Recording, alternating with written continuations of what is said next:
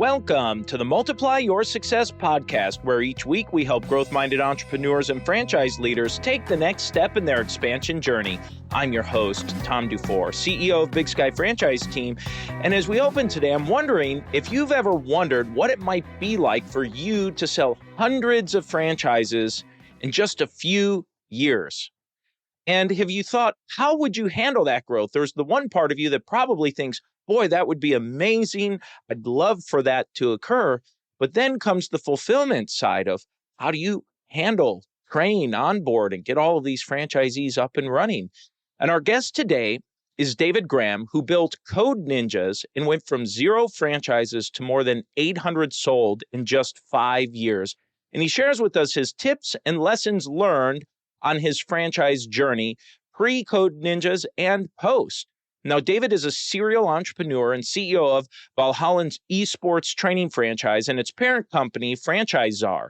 He's an experienced franchise expert. He previously founded Code Ninjas, the leading children's coding education franchise, to more than 500 open locations and over 800 sold, as we previously mentioned. Today, he leads multiple brands, including Pinot's Palette, a paint sipping franchise, and Iron 24, a fitness franchise, in addition to Valhallan. Together, the family of brands totals more than 100 operational franchise locations in 3 countries, and Valhallan is currently in a high growth stage with 30 units expected to open by the end of 2023 and 100 by the end of 2024. David shares just some phenomenal insight and information on franchising. You're going to love our interview, so let's go ahead and jump right into it. Yeah, I'm David Graham. I'm the CEO of FranchiCzar. You have a really great background in franchising, having built multiple brands. So talk a little history about your franchise background and past. I was really fortunate to get started in franchising under the leadership of kind of a powerhouse group, which you've almost certainly heard of at Anytime Fitness. I was a franchisee, actually, and I got to know the executive team over there because I was also a technologist. So that's kind of rare in the gym industry. And so I had a really unique perspective, and they allowed me to build some technology over there that I think they still use today. So in that adventure, I got to learn how franchising works, but more importantly, I think that team dynamic that is so important in a culture of success on the back end for a franchise. It's really, really easy to get negative sometimes. And I saw from them firsthand, like what it took to rally a team behind an ongoing, never-ending project that we call franchising, right? And so I took all of that. Fast forward, I started a few companies, sold a few companies, but then I got to Code Ninjas, which is our first franchise brand that we really launched. That's when I started FranchiCzar as well. It was kind of supposed to be our shared services technology systems, FranchiCzar was, and then, we would spawn off these little brands, and I thought they were going to be, I was going to have a multiple little brands kind of. It ended up being that Code Ninjas took off way better than we could have expected. We sold 800 units and opened about 412, I think, in 5 years. And so that was hyper growth and all the problems and success that comes along with that. And we sold to private equity last year. And now I got to keep all my technology and most of my team. Now we have the same shared services at FranchiCzar, and we have Iron 24, which is our staffless tech-enabled gym model. Learned some things over there at Anytime back when I was there. We also have Valhallan, which is our esports brand for kids, and it's like soft skills training for kids. We'll talk a little bit more about that, I'm sure. We recently bought Pinot's Palette, which is a paint and sip concept that we think we can do some innovative and cool things with. So that's where we are, and that's where we came from. Really exciting. Well, it's interesting because you have such unique perspective, having been a franchisee, franchisor from starting your own brand, now acquiring a brand and growing. And with Valhallan here, I'd love for you to talk about esports and this whole, it's something to me that it seems you don't go many days without hearing something about esports and what's going on there. And so I'd love for you to talk about that and youth and kids and what you're doing. Esports has been something that I kind of participated in my whole life without calling it that. Anytime I had a bunch of buddies over, we would play Mario until, 2 a.m. and then try to see who could go through the game as many times without dying, or, any kind of competition that, I won't say only boys, but mostly boys, when they get together, they're going to be competing about something, right? And so we were using video games before esports was a thing, but you had to, basically the best you could hope for was going down to the arcade in the mall or something and maybe getting a rally of 10 guys together and, playing Mortal Kombat. Right. It was pretty low. Yeah. And then, the turn of 2000, I think some of that started changing. We started seeing more online games, which is, a continuation of that. But, that idea, that feeling of camaraderie, of, sportsmanship and reward, winning obviously is a big part of it. That never was lost on me. So when we looked at what we did at Code Ninjas and the success that we had there, and that was very STEM oriented and technology oriented, what we said was, and I made a career out of that. So you're not going to find anybody that's like a bigger advocate for STEM than me. But I do think there's another side of that coin, which is the soft skills and ability to lose, ability to win, all these things that make us fundamentally good human beings and give us that drive and that passion to take it to the next level. I think you learn that through traditional sports most of the time. And so I was like, how can we do this through competitive gaming and talking to kids where they're at? 75% of kids stop playing an organized sport after 11 years old. And so most of the kids out there don't play any kind of sport, so they can't learn to lose. They can't learn to win. They can't learn what it is to play on a team and build skills together. And I just think that's what you're missing out. You're missing out on a huge part of life. No matter what they're going to go into, they're going to work on a team. And so that's how we got here. That was the basis of the idea. Since this is the new business model that you're growing here, talk a little bit more about that. Yeah. So most of our kids are going to come in. There's 3 different kind of ways that we, let's say, monetize it.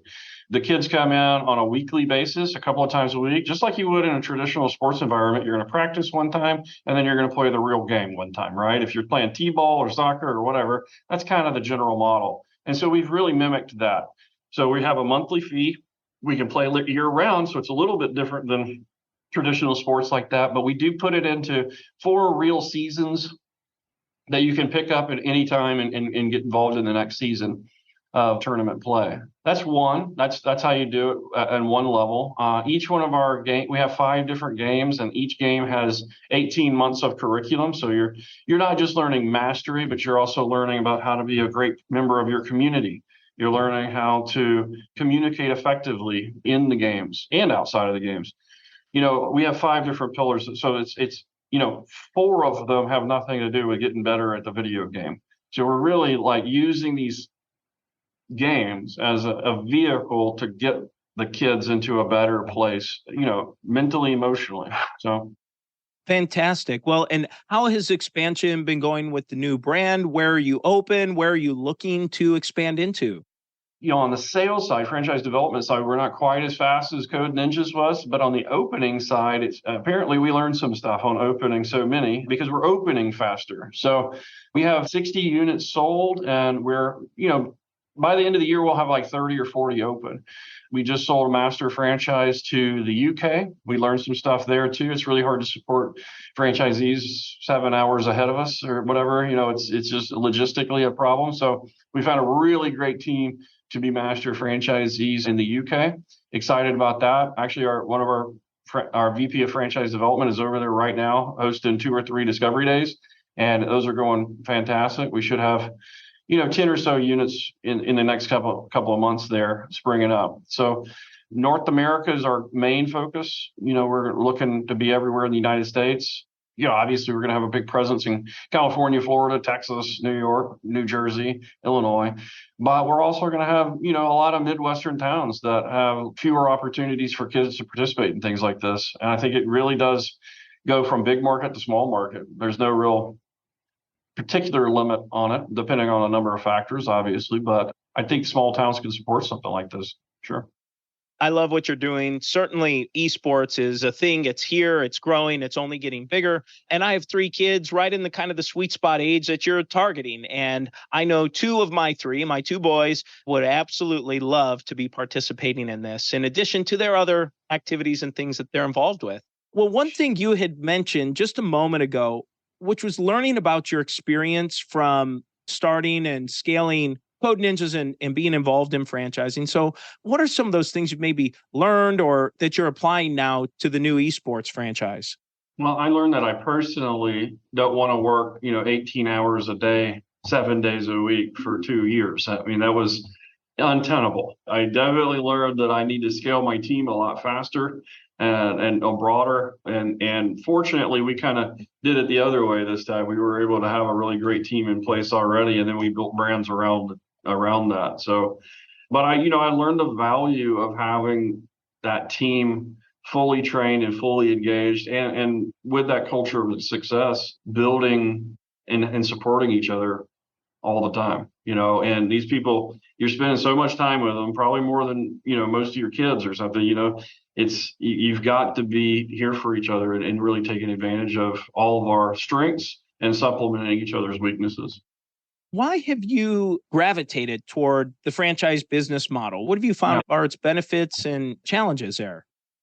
Well, initially I thought, I could go to a private equity group with my idea that has 0 units open and just pitch this idea about, coding for kids or whatever, and whatever the idea is, and try to open up conventionally, I guess just corporate owned locations everywhere. And I just thought, no matter what I hire or who I hire in that market, there's not going to be that. There's nothing like an owner spending his own money in his own space, right? I mean, when you do that, you're mining your dollars and cents, and you're making sure that the optimal output for your customer experience is there. And so I just think it really aligns everybody perfectly. Like if I was to raise that money and do it, I couldn't hire that person, right? Not quite the same person. And so even if you have an owner that is not an owner operator, they're there present, in the business enough to see, hey, my manager's not working out, then you can fine tune it on the ground there a lot better.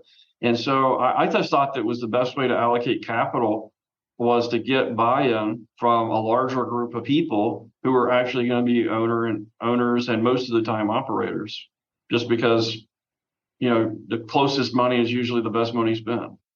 I've seen that as well. And as you mentioned that with these franchisees being the local owner operators and having been a franchisor and supported and helped franchisees grow their business, what are some things that you found, maybe some secrets or tips that you found that you think every franchisee that's opening up might want to know to be successful? Well, I don't even know if it applies to franchisees specifically, but in the franchising space, follow the model. I mean, I can't say that enough. Somebody built that model, a team of people thought about it. The plan is there. You didn't buy into a franchise to like go off the happy path. That's what we call it around here. You're on the happy path. Think of it as a line laid highway. There's a line on this side and a line on that side. You can drive between those lines, but when you get off the lines, it makes it basically impossible for us to help you out.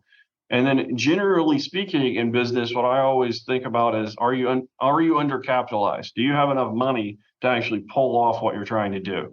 So making sure that,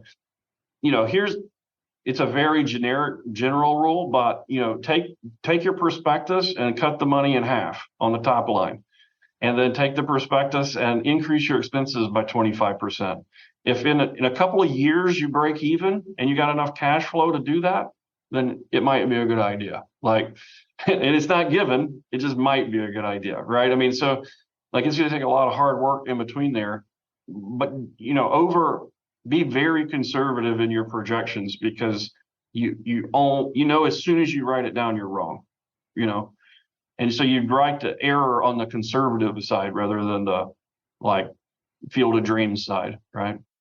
I think that's great advice. And hearing you describe that, I was a multi-unit franchisee in a system and a home services franchise for a little while. And I had these grandiose dreams that I thought I was really going to just conquer the world with. And the business did fine. The business model was fine. I followed the system. But it really ultimately came down to I got out of it what I put into it, exactly what you're saying, So your advice would have been very well received maybe 8 or 10 years ago. Well, getting out of it what you put into it is that goes for a lot more than just franchising, relationships, friendships, all of those things. It's always a reciprocal environment, right? You had mentioned technology and your background in technology. And how is this lifelong interest, and really sounds almost like a passion for technology, how does that help shape your approach with entrepreneurship and franchising? There's nuance in franchising that kind of makes it specifically important to have the right technology in place so that you can scale effectively, right? I mean, that's really what starting a fast growing franchise is all about, is how effective can you scale?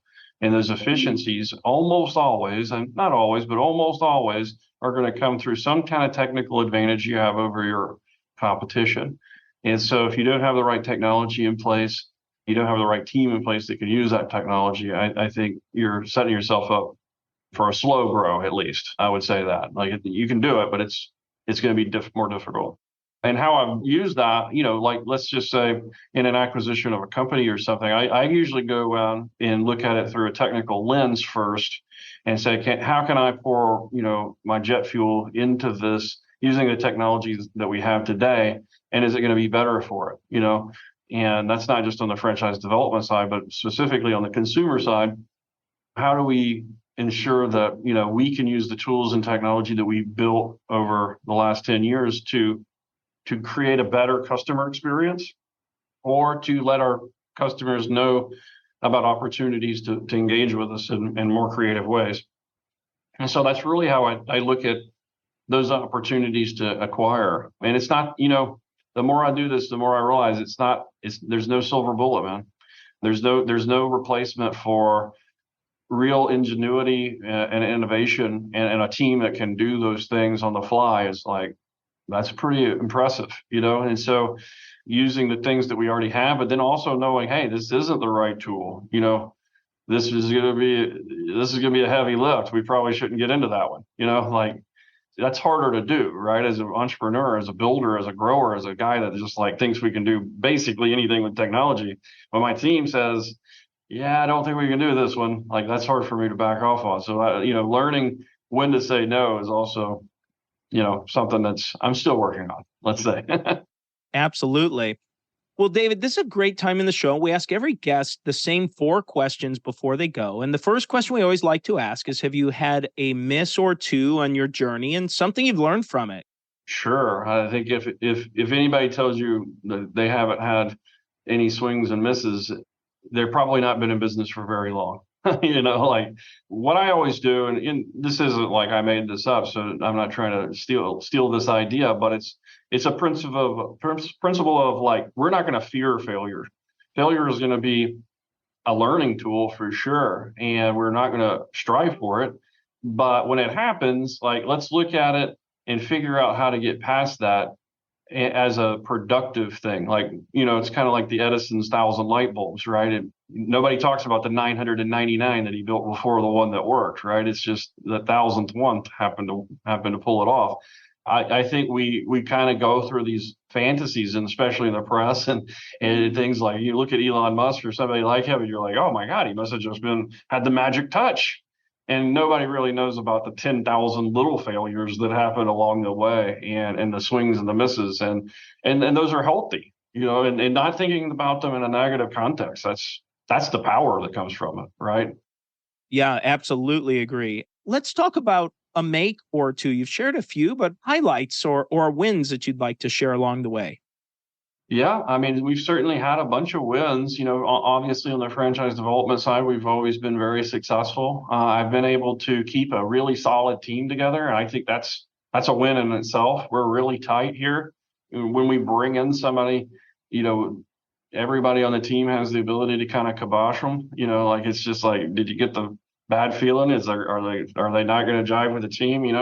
Like, it's got to be 100%, or we're just like, no, it's not worth it, right? At this point, we know what we can do and what we can pull off, and if that's not going to work, then we definitely do that. But just like strong wins, I mean, building a company over 6 years and then selling it, to private equity in a down market after COVID, I thought that was a pretty damn good win. It's like, it's a hard thing to quantify, but you try with every single one to do success. That criteria is different for everybody.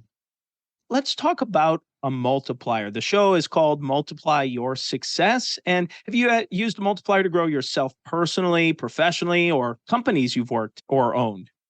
Yeah, I mean, obviously, I've talked a lot about my team, and I think that's probably the generic go-to answer. You cannot do these things by yourself in a vacuum. One of my old bosses told me a long time ago is like, Dave, you're never going to become successful in wealth. If wealth is your success metric, you're never going to hit that sitting behind a computer. And I thought that at the time, I was like, what does he know? Like I just thought, you're just some old guy that's, you don't know anything about the technology. But I realized more and more over the years that making those interpersonal connections and then being genuine in those connections, good and bad. Like when things go bad, you got to be genuine. That's definitely a multiplier. Now it can be a divider. I mean, like if you're too upfront and divisive, literally, it can go both ways. And I've learned that too, right? So my real multiplier, I guess, is that I have a team and we know when I shouldn't be talking to people. and we put the right team member in front of the persons to which we're talking, and certain times I'm definitely not the right person. And so that's my multiplier. Fantastic. Well, and it's interesting, just as a kind of side discussion on this team for you. One of the things that I've noticed for franchisors and people that have had success that's been replicated in the franchise space as a franchisor, multi-unit operators, keeping that core team together is a trend or something that I've tend to notice exactly how you described. Even when you ended up selling Code Ninjas, you were able to keep the core of your team together, which I find very interesting. Have you found that to be consistent as well, or what you've seen? It's certainly consistent if you want to replicate success, that you bring the successful team along with you. I think that's actually one of the harder parts about selling your brand, is because that's very rare. What happened for me is that I got to, eventually, it took a long time to get the whole team back because we had to train and, replace everybody and do that. But our group that we worked with was on board with that strategy.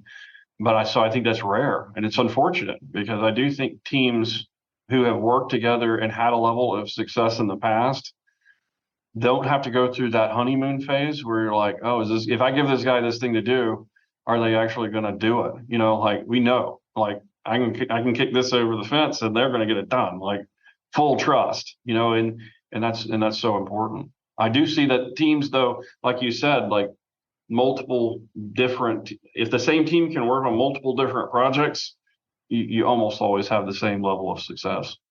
Very, very interesting. Well, the final question we ask every guest is, what does success mean to you? It's changed over the years, right? I mean, I think as a young person, you always just want to be rich. And then you get a certain level of wealth and success, and you're kind of the dog that caught the car.